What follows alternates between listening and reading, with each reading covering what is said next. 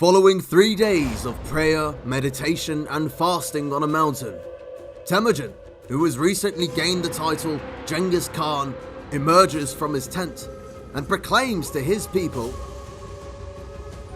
"Heaven has promised me victory! Now we must prepare ourselves to take vengeance on the Eltan Khan!"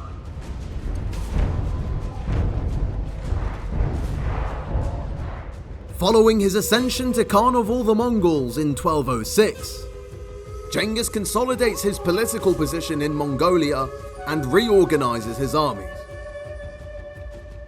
He peacefully accepts the vassalage of the Uyghurs before launching a devastating invasion of the Tangut Kingdom, which soon brings them to their knees.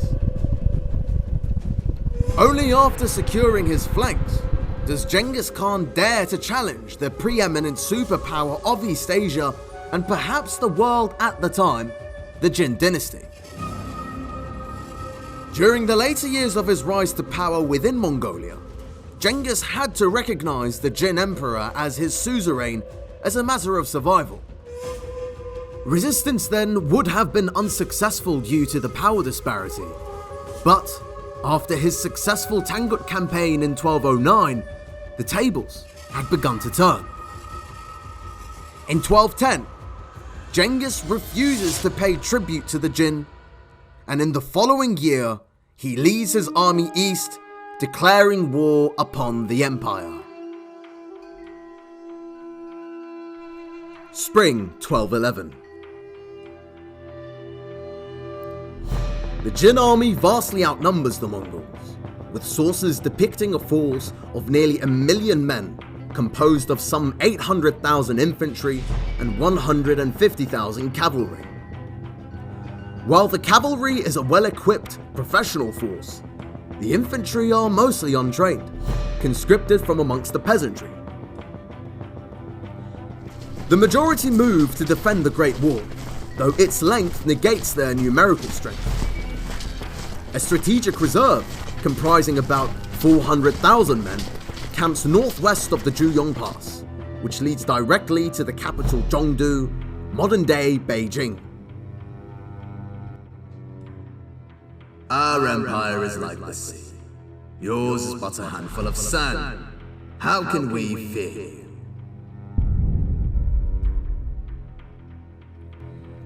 Elements of the Mongol army reach the outer ring of the Jin defenses, located some distance in front of the Great Wall. To their luck, the defenses are manned by the Yonguts, a Turkic Mongol tribe that already has close ties with Genghis Khan. They offer no resistance, and instead send 10,000 warriors to join the Mongol army. Intelligence is also offered, pointing to the weakest parts of the Great Wall. Genghis recognizes that the Jin army is weak, as it has spread itself out across thousands of miles along the Great Wall. This means that the Mongols will have a very high local numerical advantage wherever they choose to strike. Wuxia Fortress is identified as the weakest point of the defenses, and it is at Wuxia Fortress where the hammer blow will fall. The fortress is commanded by Jin Chancellor Duji Sejong, who has a force of some 30 to 50,000 men. As forward elements of the Mongol army make contact with Wuxia Fortress, the Jin Chancellor cleverly uses a secret tunnel to smuggle in troops and reinforce the front. While this initially stalls their advance, the Mongols soon find the passage. They block it, and before long, overrun the fortress as well as the camp nearby. The Chancellor is killed in action, while his forces are completely annihilated. After consolidating their position for a month, the Mongols ride south to meet the main Jin host at Yehuling. Wanyan Chengyu is appointed as the new Chancellor and tasked with stopping the invaders at all costs. He strips the garrison of nearby major cities and concentrates his forces in the mountain passes. His strategy is to fight the Mongols in rugged terrain, hence negating their advantage in cavalry. The Jin army spreads itself out, attempting to block all avenues of advance. In doing so, however, they are left weak and vulnerable almost everywhere.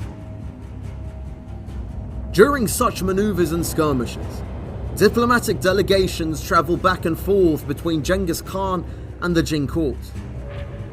It is at this time that a well-known diplomat of Khitan descent, Shimo Ming'an, travels to Genghis Khan's camp. Shimo Ming'an may have felt an affinity with the Mongols, given the close cultural ties and linguistic ties between their two cultures. Or perhaps he was simply seduced by the charisma and will of the Mongol leader. Either way, he soon defects and provides valuable intelligence on the layout of the Jin defenses in the region. Using this information, Genghis Khan dispatches one of his best generals, Mukhali, to lead a surprise cavalry charge against a strong point near the center of the Jin defensive line. I will not return alive if I do not defeat the Jin army.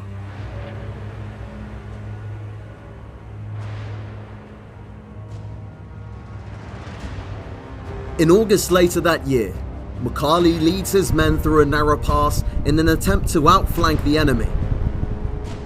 Owing to the difficult terrain, they dismount and advance on foot, but nonetheless catch the Jin center unaware. Due to fighting over rocky ground and substandard communication, the flanks are unable to come to their aid. The scent of victory lays heavy in the air. Mongol forces cut their way through the enemy lines, and ahead lies an even greater prize. Pressing on, they clear a path toward the headquarters of the Jin Chancellor, Wanyan Chengyu. Mukhali's men fight their way into the central Jin encampment, spreading chaos and killing the field commander Wanyan Jiujin in the process. The Chancellor flees the battle, leading to a collapse in organized resistance. Where possible, Mongols remount their steeds and chase the retreating Jin, massacring a majority of the army and leaving dead bodies in trails 100 miles long.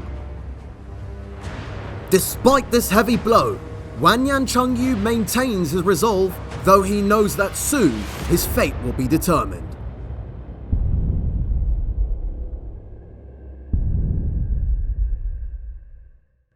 In the following month, the Chancellor rallies elements of his scattered forces and makes a stand at Huihe Fortress.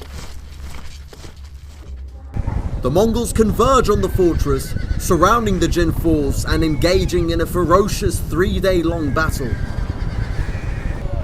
At its climax, Genghis leads a vanguard of 3,000 cavalry against the Jin battle lines, with the rest of his forces following closely behind. The earth quakes and shudders under the impact of tens of thousands of horse hooves. Wanyan Chengyu watches the great mass of Mongol horsemen silently charging across the plain. His eyes widen, and a shiver of icy fear strikes deep into his chest. Weak-kneed, doom is on the lips of every peasant soldier as a wave of annihilation approaches their lives. The punishment of God is at hand. They break the Jin and slaughter every soldier that cannot escape on horseback. Wanyan Chengyu escapes with his life, but soon loses his chancellorship for his dismal failure. In the north, a detachment under his general Jebe speeds through the undefended countryside and captures the city of Mukden. Following the Mongol successes, the nomadic Khitan people of modern-day Manchuria switch sides, much like the Onguts had previously. Their leader, Liu Ke, declares allegiance to Genghis Khan, breaking their vassalage to the Jin. This alliance shift led to the swift Mongol annexation of all of Jin-controlled Manchuria. Over time, much like other steppe nomads, including the Onguts, the Khitan identity would be assimilated into the Mongol culture. The Mongols are in the ascendant position, their forces now within striking distance of the Jin capital. Having gained much, they consolidate their control and replenish their losses by recruiting from among their new allies and subjects. Genghis sets his sights on continuing the advance in the year to come, and dispatches Jebei to capture the Juyong Pass, the last natural defense of Zhongdu.